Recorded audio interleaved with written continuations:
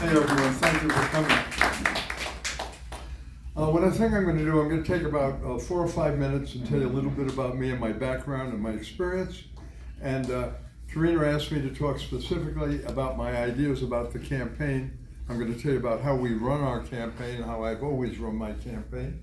And then I'm going to outline some issues, and I'm going to welcome any questions that I can get from you guys. I was born in Manhattan, the Polyclinic Hospital, which is shut down, but I lived in the Bronx. I was born a block and a half from Yankee Stadium, if there's any baseball players there. I was more of a Giant fan because we could buy the 50-cent bleacher seat at the Bowling Grounds and then get on each other's shoulders and get into the $1.25 grandstand seat, which you can't do because they're $50 now. And at Yankee Stadium, you couldn't do that because of the bullpen. But anyway, I was born in New York. My mom was a single parent, which was a little bit unusual in the 50s. And there were only 2 of us in a classroom of 30 some odd kids that were single parents. And his name was Jimmy Schmidt, and I remember him, and we sort of stood out because we were sort of marked a little bit. But my mother was a single parent. We were very poor. I didn't realize how poor I was, but when I found out that my sneakers were always tight and hurting my feet, and the pants were always too long, and I was stepping on them, I realized, and the waist was always a little too tight, they were my cousins. And I don't think I slept in a bed till I was 10 or 11 years old, because my mom and I lived with my grandparents in a 1-bedroom ground floor apartment on 182nd Street and Morris Avenue, if you know where that is, we're talking about. And I didn't realize I was poor. Ate a lot of potatoes and an awful lot of bread, as I recall, back in those days. But we had our family, we had our faith, and we had each other. And I also was very aware constantly how blessed we are to be here in these great United States of America. We're not perfect. As a famous historian once said, we're a work in progress, but there's nothing that comes close, there's nothing that's better. And I'll tell you about the oath I took when I enlisted in the service in a few minutes and how it affected my life. But I was taught one thing, to give back. So I got very involved in my church youth group, and I played a little bit of sports and a little bit of that. People have asked, so I'll tell you, the Stephen R. initial came because in junior high school there were 3 Stephens that wanted to play football. So we had Stephen, and I was Stephen R. or Dummy, depending on how the coach felt on that particular day. But growing up in the city, it was awesome. It was an awesome experience in terms of knowing about life to grow up in New York City, because as we became teenagers, it didn't matter what religion you were, it didn't matter what race you were, it didn't matter as long as we were all together. And if you heard of the Ford and Baldies and the Villa Avenue Boys, and I sort of grew up in that era in the Bronx. And I was indoctrinated by the fact that I should spend my life making this place better for the next guy down the road. And I'm looking at the back of the room, and that guy in the chair someday is going to be standing up here talking to another group of people, and that's everything I do is for the next one down the road. And to me, that's important. I went to a Cub Scout, Boy Scout troop in the basement of a synagogue because the Catholic Church had a couple, but we had church that night at the Baptist church I went to. And the interesting thing is my mother was picking me up around 8:30 one night, and next to the synagogue was the Republican headquarters for the Eisenhower race when he ran for president, Dwight David Eisenhower. And it's funny, I still give to the library and the stuff. They're trying to redo the first Air Force One, which he had, so I'll be writing them a check tomorrow. But so the headquarters, and my mother, was smart enough to say, gee, if she got me to volunteer at Republican headquarters, she had a babysitter. And because of the way my mom was and how I was bred, when I was given the flyers to give out, and we'd climb up to the 5th floor and put them under the doorways, Most of the other kids would throw them down the store. I put them under the doorways. And Eisenhower came through New York on Veterans Day after he was elected for a Veterans Day parade. And we were at the headquarters and we went out on the Grand Concourse. You know how to make little 41 look like a single lane road if you look at the Grand Concourse in the Bronx. And somehow Eisenhower shook my hand. My mother swore that I did not wash that hand for 3 or 4 weeks after he did it, because he was just such a hero. He's one of 7 presidents I've been honored to have the opportunity to meet and know well. Bush the first was the one that I got to know best. I did get to sit next to Reagan in his first public appearance after he'd been shot and came back at a meeting. So I can tell all those individual stories some other time, but that sort of kind of framed my background. I wasn't a great student in high school. I didn't go to class a lot because I played sports and I worked. I went to an all-boys school, DeWitt Clinton, and now it's probably boys and girls, but I think that we had about 4,000 plus or minus males in that school at the time. And we used to walk down the hall like this if we played sports and didn't go to class too much. And so I think I may have gotten 1 B in high school. Anyway, I got out of high school and seen that, I really had no direction in my life, what I wanted to do, where I wanted to go, what I wanted to be. And I enlisted in the service. Every kid in the 1950s, and some of you may identify with this, wanted to be a jet pilot. I wanted to be in the Air Force. I wanted to be a jet pilot. And enlisting did change my life for 2 reasons. The first reason is I wanted the Air Force. So I had to go down and take a test, and then had to come back a couple weeks later. My mother had to go with me. I was 17 when I enlisted. She had to sign for me. And I wanted the Air Force. I can remember coming in and saying, did I make the Air Force? Did I get in? And the recruiter says, young man, you did so well. You could be in the United States Coast Guard. I'm in the Bronx. Who ever heard of the Coast Guard? I know the Army, the Navy, the Marine. I never heard of the Coast Guard, the Air Force. And anyway, my mother had a crush on the guy, and we've looked it up on the phone. I've seen it. His name was Don Terry, and he started a movie in a series called Don Winslow of the United States Coast Guard. My mother had a crush on him, and she had to sign for me, so you know where I ended up.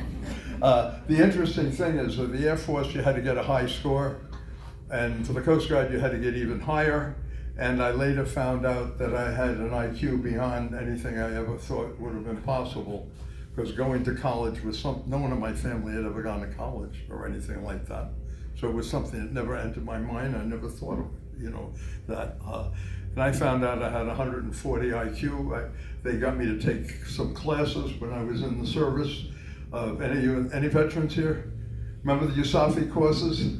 So I started on those, and I took some of those, and gee whiz, I remember I only got 1 B in high school. I started getting A's, and I took psychology and sociology, and when I actually read this stuff and sat down and looked at it, I had a half a brain. I did pretty well. So anyway, when I got out of the service, and as often happens, if you ever know anything about the VA, the Veterans Administration is the 3rd worst malfunctioning agency in Washington, D.C. They are 3rd. They go behind FEMA and the Corps of Army Engineers, who are ridiculous.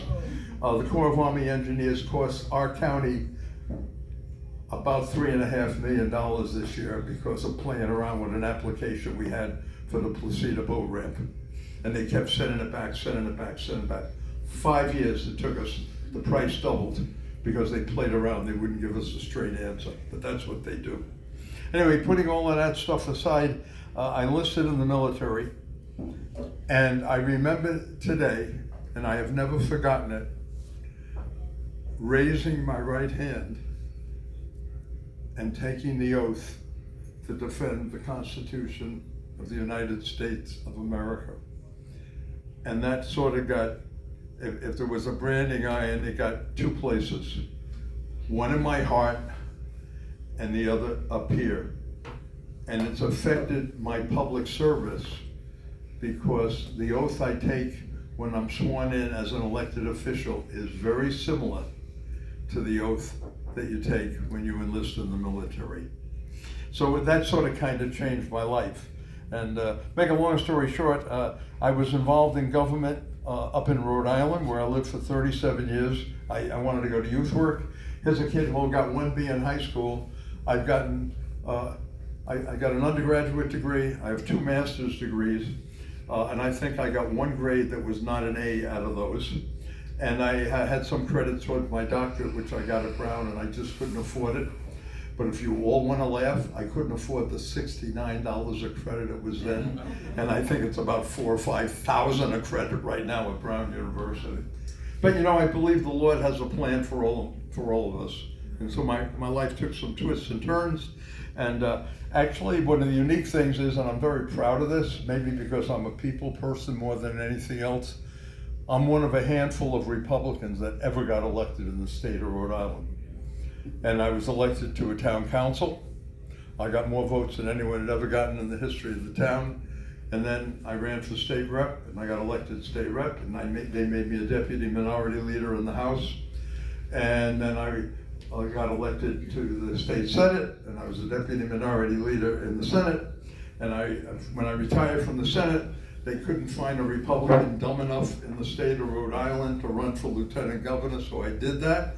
I believe that year I got 29% of the vote. The guy running for governor got 27, so I consider, remember it's Rhode Island, 85% registered Democrats. And the last time I ran, they had the master ballot. Does anyone know what the master ballot is? There's Republican, Democrat atop, and it would start with the presidential candidates, and you'd have the Republican, and it goes all the way down to dog catcher, or you know what. Well, all you had to do if you wanted to vote for one of the parties, remember, 80% Democrat in Rhode Island, is put a kiss next to Democrat, and every Democrat would get elected. So to get 29% of the vote running for lieutenant governor in Rhode Island was sort of a win in my mind. But, at any rate, I came here, my dad lived with me, my dad passed away, and my mom was in Sarasota, and I just closed the business down and came down here so I could be closer to my mother. And I really couldn't afford Sarasota, so I bought a place in Charlotte County. And I first came here in the 60s, and I knew this is where I wanted to be. And so this is where I ended up. I came here to retire. They found out that I had been involved in government. I got involved to get on the Republican County Committee about 22 years ago. They had me running the McCain campaign. We had, I believe, 400 volunteers on the street. We always got people involved in my campaigns. And we had the highest numbers of any county anywhere in Charlotte County for McCain. Unfortunately, we know that didn't work out the way we wanted, but we did well. And I still had no idea of running for office because I never kept track of all those names. Well, a couple of years later, they asked me to get involved in and consider running for county commission, and I said I would. And we ran the kind of campaign I always run, where it was run with people, not with money. And we had about 150 volunteers who went out, and we all went door to door, and we all campaigned.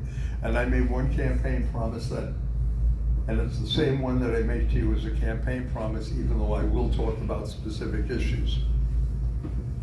To use my experience and background, to serve with a level of integrity, to work hard, to do my best, and always be accessible.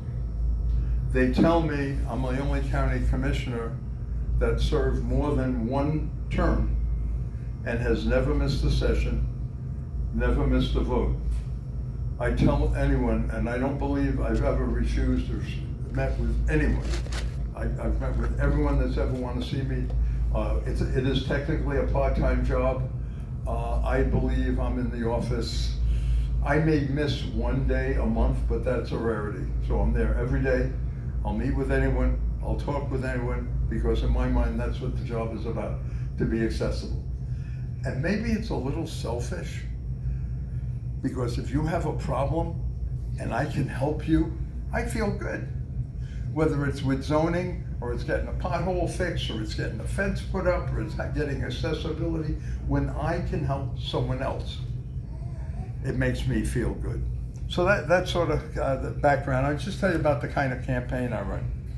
We don't spend an awful lot of money compared to other campaigns. I run a people campaign. My focus is to be person to person. Several of the other people running for this office write a check to get the name on the ballot. I think it's important to go out and talk to people. So every one of you has been harassed by me at least once or twice to sign a petition. But again, I think it's important. And it's interesting because I spent 15 or 20 minutes outside talking to people, and I actually got involved in 2 pretty good conversations out there. Well, I got a dozen or so petitions signed.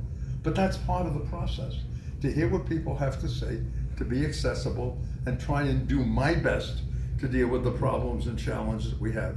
With that being said, my campaign. I probably have been involved in 30 or 40 election campaigns. I would say about 25 or 30 of those have been my own, including primaries. 5 minutes. See, you guys took 45 minutes of my time. Anyway, we always run a clean campaign. I will not run a dirty campaign. I will not say negative things about my opponents, whoever they are, whatever they do, because it's an issues campaign. I'll talk about my votes. I'll talk about what I did. I'll talk about my experience, my background, my understanding of zoning issues, my understanding of property issues, my understanding of government, how it works, and I'll always do my best, and I'll be available and accessible. And in my mind, that's what's really, really important. I will share with you, I've gone through our budget, and some of you know this already. I saw a lot of waste in our budget. I saw a lot of overspending in our budget, and I saw a big cushion in our budget. And at the budget hearing, I proposed and made a motion to take $10 million out of our budget. And they said, well, you can't do that, show me. And I came in the next meeting with a list with over $10 million we could take out of the budget, which would have left our taxes this year a little less than last year. And there's no one in this room that was in Charlotte County that doesn't know someone that was messed up by the storms or floods. We lost $120,000. I didn't have flood insurance. You know, and everyone, we went through a rough time, and I felt people needed a break. Well, I couldn't get any support on that. So, but that's where I'm at. And that's one of the things I'm going to talk about.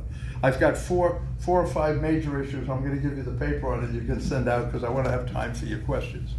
I think we got to take a really hard look at the budget. We've got to get some of the surplus out of the budget, and we've got to give people a break between what's happening with insurance, what's happening with the cost of water, which is going mostly because of infrastructure going through the roof. So you got and electricity. I cannot believe, I'll tell you, if I was 20 years younger, I'd be up at Tallahassee. I cannot believe that they allowed the electric company to push those rates up where they are, and we're going to see it in our next bill. They're way, way, way too high. They're way out of order. So I think that budget cuts are important. Water prices are important. My work ethic is part of what I run on. I will be there. I will be available. I will be accessible. I'll never promise to do anything other than try. Someone has a problem, I said, I'll try. I don't say, hey, I'll get it done. I will try my best to help. That's what I think is important. I do. I think we have some serious land use challenges. I have a young lady in the back that took an envelope with some petitions on me because I voted.